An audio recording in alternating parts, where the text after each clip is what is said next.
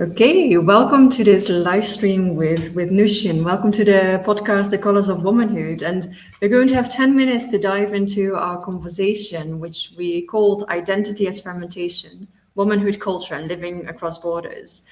So Noushin was born and raised in Iran, and she would like to share a little bit more of what cultural patterns she shred off over the years after she left the country. Good morning to all your lovely viewers from the Netherlands side. Happy to be back here again. Thank you very much for the opportunity, Kaya.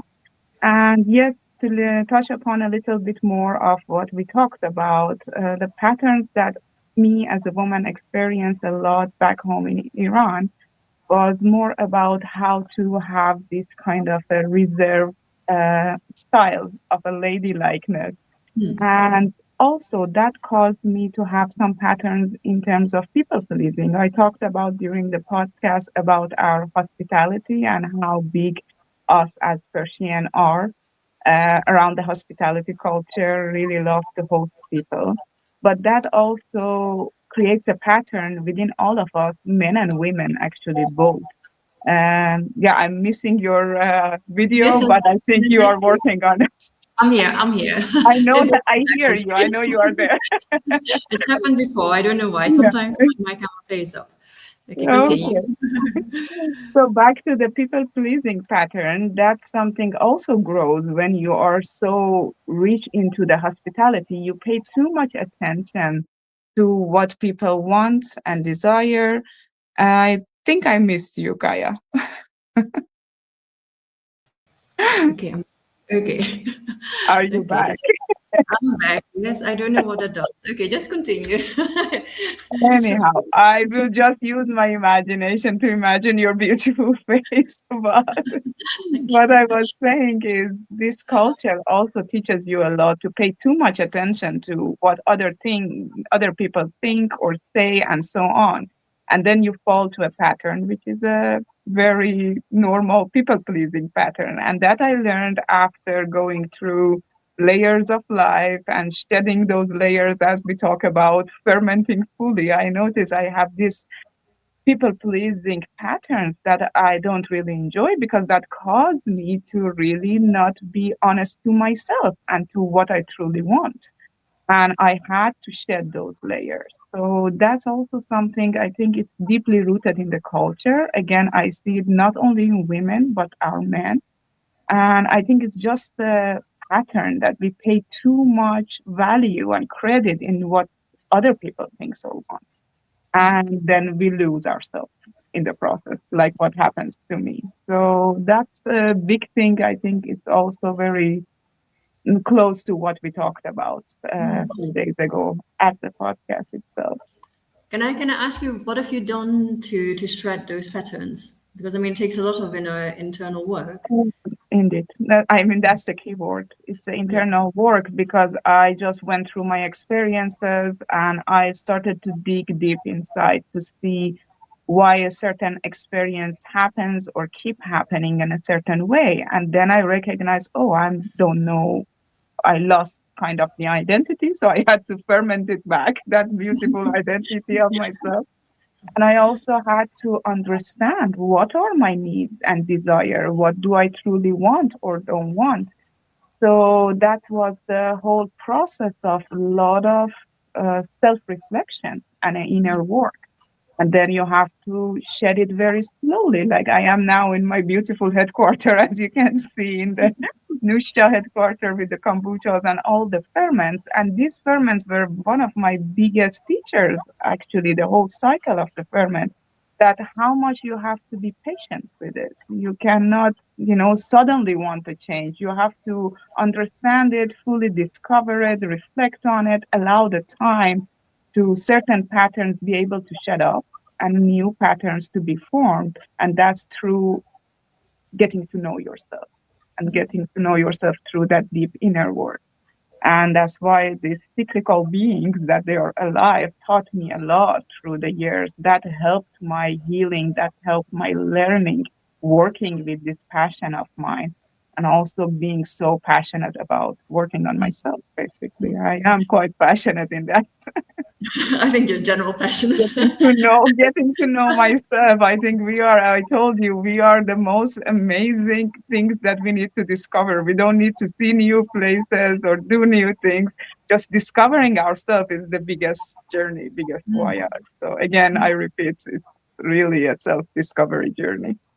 And then that self-discovery journey, it started before fermentation, or was it really through fermentation that you really could Well, go deeper? yeah, yeah, the fermentation really uh, add a new depth and dimension to it. Mm. It was really observing this cycle of ferment that add a new depth. But the whole journey of self-discovery was a highlight for me, as I told you, after my divorce, because I lost everything. I lost everything that I built. And now it's me and only me. And I started discovering me. And interesting enough, it was also coincidentally the same time of the pandemic, the sacred pause. So it was perfect timing and situation to start that. And the ferment started during the pandemic as well. So it was a very interesting alignment of everything together. And the ferment became my biggest teacher. It was really adding a lot of value to this. What would you like to say? Because I think many people are practicing at home to make kombucha or kefir. And for you, obviously kombucha. What would you tell them? I mean, possibly in safety, but they might know, but also maybe indeed in that process of reflection. And if you're maybe able to connect differently to what you're preparing in terms of nutrition, yeah, what you can as a person put much more into it. Let's say a heart, your kind of mantra, prayer. Now, what is it that you would like to tell them when they are really started to make it at home, or starting, just started to try? I'm so glad you're bringing this up. Well, not every person believe in this, but I believe in the culture that I'm creating. It's a alive culture. So when you Google kombucha or any fermented food, the alive culture, it's a term always associated with it. And there is a reason for it, because these are alive beings. It has energetic values. Every alive being, we are energetic, cyclical being as well. And I practice not only intention around them when I'm making them, but I also brew them with the phases of the moon. That's something I also started learning about and working more and more on it. And I think it's something very close to womanhood, because moon is our planet and it really affects a lot of things for women. And I learned it through my teachers that I can tap into certain qualities of mine during different cycles of the moon. And I became very observant around it. And I do the same thing around my brew. Like a lot of my brew, these lovely tanks you are seeing, they are all brewed with the phases of the moon, with the new moon. I have a tasting now, so my table is kind of set. So I work with them during the new moon. I make the batches during the full moon. I start flavoring them and taking them to the second ferment. I also am a big fan of sound healing. For me, it's very calming, the sound, the movement. So sometimes I bring my singing bowl actually to the workshop and boost the energy and vibration in them, because I really believe in their healing power. And through them, I learned a lot of my own rituals. So again, the rituals I constantly use is my daily rituals, of course. So I start the morning with a certain rituals. I shared it briefly through the PDF view. You are more than welcome to share it with your viewers. And everybody can make their own, because we are all different, but just as a source of inspiration. And I have certain things that I would really like to tap in the beginning of the day and at the end of the day. I found my own rhythm, because we all live that busy life. But I do my meditation, even if it's 3 minutes, 4 minutes. I do my breath work. The first thing I wake up is drinking the water, making the fluid inside running, and do a breath work. And I learned a beautiful breath work with your yoga session, Ujjayi. I was doing the box breath work, which is very simple, but now I found the ocean within even. So I'm going to practice that from now on. So it's always a work in progress. So I do that. I became finally a fan of journaling and reflecting, because the words, when it goes on a paper, has a different power that my mentor taught me. And that's my daily practices. The night is almost ending with the same thing. I have a statement and a highlight statement that I always read to myself at the evening time, the closing the day and the beginning of it. And I also observe a lot during the moon cycles around myself. So I have different journal prompts to do so. So yes, a lot to learn from this thing. Okay, thank you so much for sharing. We're at the 10 minutes. I just quickly want to ask you: is there something that people can, or how people can join you? I know you've got a WhatsApp group. You're creating more things. Is there one particular one that you would like to share here? Yes, the WhatsApp channel is there for the fans of the kombucha to tap into all the offers and everything else.